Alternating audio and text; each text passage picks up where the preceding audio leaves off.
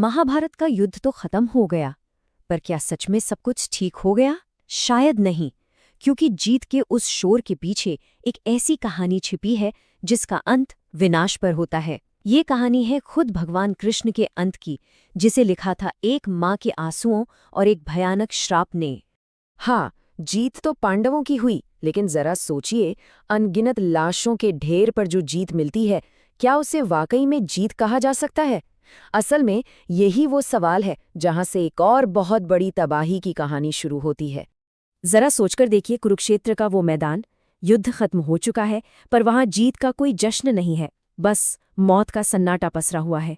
वो मैदान एक माँ के उस दर्द का गवाह बन चुका था जिसे सहना नामुमकिन था। हवा में सिर्फ चीखें और विलाप गूंज रहा था। और इसी माहौल में थी गांधारी। जब उन्होंने अपने 100 के 100 बेटों की लाशें देखी तो उनका दुख वो गुस्से के ज्वालामुखी की तरह फट पड़ा, और उनकी नज़र में इस पूरी तबाही का सिर्फ एक ही दोषी था, कृष्ण। उनका मानना था कि कृष्ण अगर चाहते तो अपनी शक्ति से ये युद्ध रोक सकते थे, पर उन्होंने ऐसा होने दिया। और फिर उसी रणभूमि पे वो पल आया। एक तरफ गम में डूबी एक माँ, दूसरी तरफ खुद भगवान।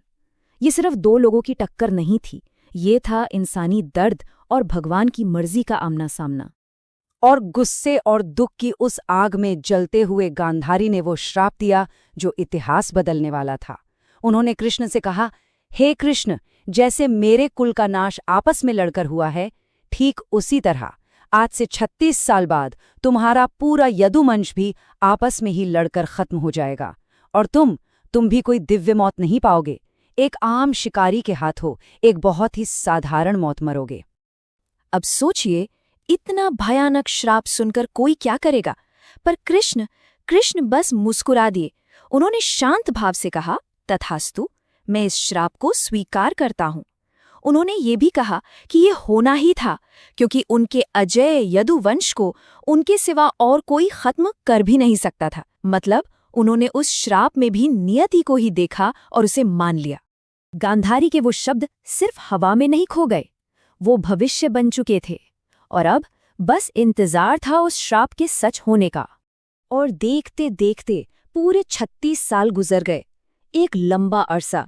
श्राप की वो भविष्यवाणी अब सच होने के कगार पर थी। जो यदुवंशी कभी अपराजय माने जाते थे, वो अपने ही विनाश के दरवाजे पर खड़े थे। तो सवाल ये है कि ये हुआ कैसे? इतना शक्तिशाली यदुवंश खत्म कैसे हुआ? देखिए, कहानी कुछ यूं है। समय के साथ यादव बहुत ज्यादा अहंकारी हो गए, ऐशोआराम में डूब गए।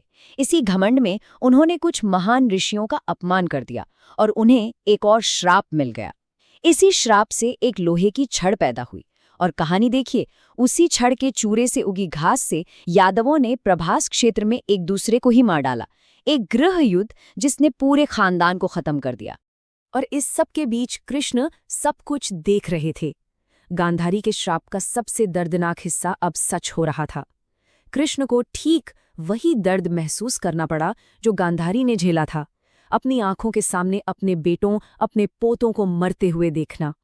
अब जब पूरा कुल खत्म हो गया तो कहानी एक अलग ही मोड़ लेती है।